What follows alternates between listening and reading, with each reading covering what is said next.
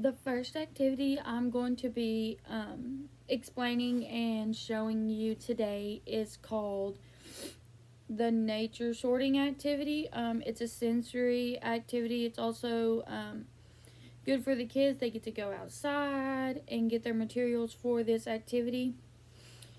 Um, to begin this activity, each student will get a bag and they will go out and they will find things in nature that would fit into these cups. They will look for sticks, pine cones, leaves, and when they come in, then they will each get 3 cups of their own.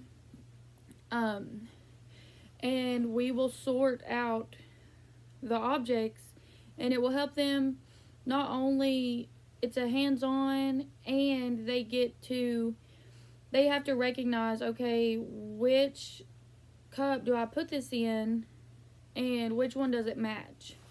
So I have some materials here. So for example, let's say they get their pine cone. They have to look, okay, does the pine cone go in this one, or this one? And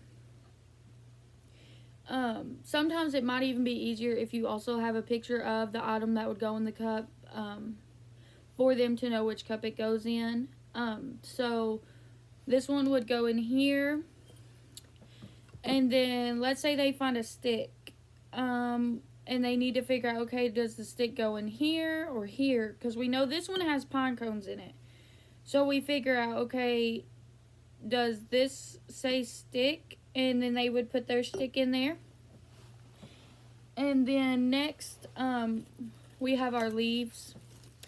And once they figure out, okay, the stick would go in this one, the pine cone would go in this one, so the leaves must go in this one. And so they would continue throughout using all their materials that they found, all their items they found in nature, and they would get to enjoy it at the same time, as well as learning about nature and all the different things you can find in nature.